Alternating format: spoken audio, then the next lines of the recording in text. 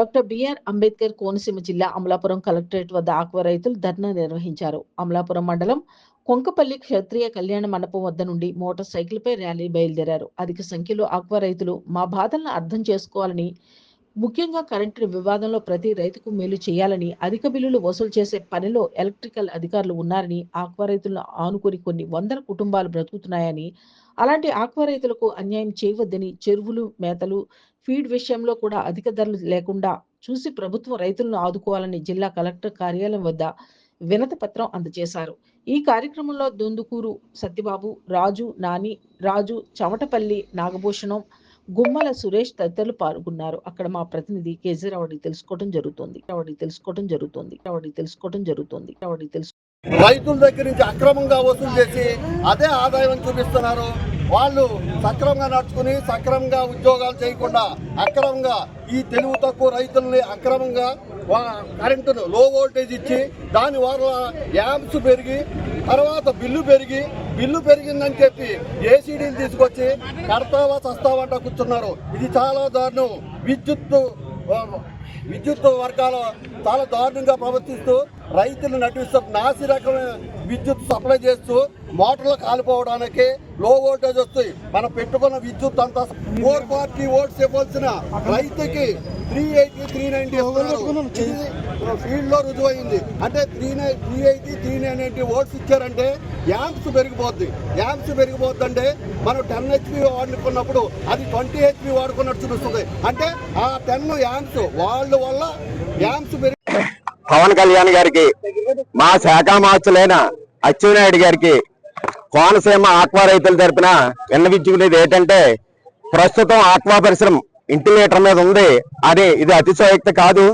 కానీ కేంద్ర ప్రభుత్వం హరిత విప్లవం అని చెప్పేసి ఒక అడుగు ఎదరికేసి విదేశీ మార్గద్రవ్యాన్ని పెంచే ఉద్దేశంతో కస్టమ్స్ అనేటువంటి ప్రతి డ్యూటీని కూడా ఎక్స్పోర్ట్ చేసుకుంటే ఇంపోర్ట్ డ్యూటీని ప్రతిదీ కూడా ఈ ముడిసరికి మీద తగ్గించినప్పటికీ కూడా ఈ ఫీడ్ కంపెనీ వాళ్ళు ఏ విధంగా కూడా రూపాయి కూడా తగ్గించలేదు.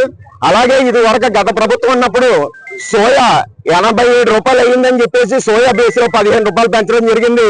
ఈ సోయా 26 రూపాయలు 30 రూపాయలకు వచ్చినప్పటికీ కూడా అదే రేటు కొనసాగించడం ఇది దారుణం అని చెప్పేసి అంటున్నాం. కనీసం ఇప్పటికైనా సరే ఫీడ్ కంపెనీల మీద ఏపీ సడా అని ఒక వ్యవస్థను తీసుకొచ్చారు కాబట్టి స్టేట్ గవర్నమెంట్ వాళ్ళు కనీసం వాళ్ళ అజమాయిషీలో పెట్టాలని చెప్పి రైతులకి నాణ్యమైన ఫీడ్ ఇప్పించాలని చెప్పి కోరుతున్నాం. తర్వాత ఏంటంటే సీడ్ కంపెనీలు నాణ్యమైన సీడ్ కావాలని మాత్రం కోరుతున్నాం. నాణ్యమైన సీడ్ ఇవ్వకపోవడం వల్ల ఏదైతే రైతుకి ఆర్జనం అదే సీడ్ క్వాలిటీలో ఎగవడంలో రైతు నానా కష్టాలు పడుతున్నాడు. నాణ్యమైన సీడ్ ఇప్పించమని మాత్రం కోరుతున్నాం. తర్వాత ఉప ముఖ్యమంత్రి గారిని, సీఎం గారిని కోరేది ఏంటంటే, దయించి ఇప్పుడున్న పరిస్థితుల్లో ఆక్వా పరిశ్రమ చాలా ఇంటి లీటర్ మీద ఉంది కాబట్టి ప్రస్తుతానికి కరెంటు వాళ్ళు మా మీద మాత్రం ఎలక్ట్రిసిటీ డిపార్ట్మెంట్ స్పెషల్ డ్రైవ్ పేరిట ఏసీడీ అని, కేస్టక్ అని, తర్వాత ఎస్పీఎల్ చార్జెస్ అని నానా రకాలుగా ఒట్టించి రైతులు నానా ఇబ్బందులు గురితెత్తు స్పెషల్ డ్రైవ్ చేసి మీరు డబ్బు కడతారా, లైన్ ఆపమంటారా అని చెప్పేసి రైతులను భయభ్రాంతులు గురి చేస్తున్నారు. కాబట్టి ప్రస్తుత పరిస్థితుల్లో ఈ యొక్క ఎలక్ట్రిఫికేషన్ యొక్క సిస్టాన్ని కొన్నాళ్ళు వాయిదా వేయాలని సీఎం చంద్రబాబు నాయుడు గారిని, పవన్ కళ్యాణ్ కోరటం అవుతుంది.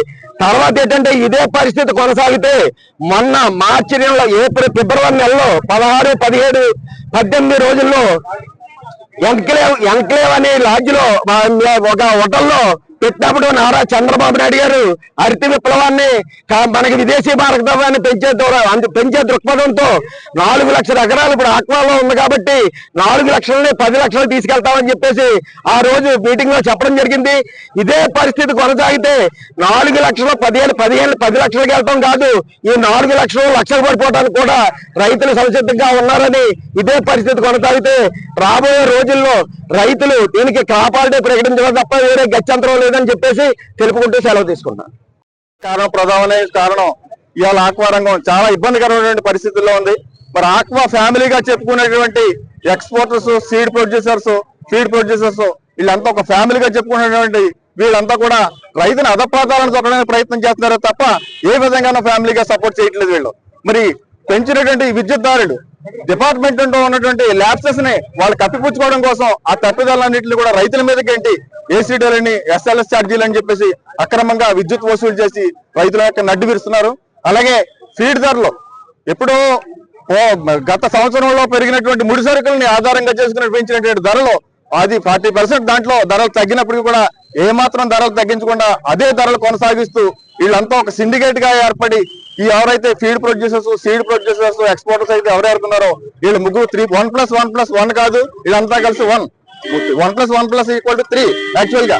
కానీ వీళ్ళంతా కలిసి ఒకటే దళారీ వ్యవస్థ కింద ఉండి రైతాంగాన్ని దోచుకుంటూ రైతుల యొక్క ఇబ్బందులు ఏమాత్రం కూడా దృష్టిలో పెట్టుకోకుండా ఆక్వా ఫ్యామిలీగా చెప్పుకునేటువంటి వీళ్ళంతా కూడా ఒక కుటుంబంలో ఒక సభ్యుడు ఏదైతే కింద వరుసలో ఉంటే వానికి సపోర్ట్ ఇవ్వాల్సింది పోయి అందరూ కలిసి ఒక రైతు మీద ఎక్కి రైతును సర్వనాశనం చేస్తున్నారో దీన్ని ప్రభుత్వం వెంటనే జోక్యం చేసుకుని ఈ యొక్క సమస్యను పరిష్కరించాలని చెప్పేసి మా కోనసీమ ఆక్వా రైతు సంఘం తరపు కోరుకుంటున్నాం.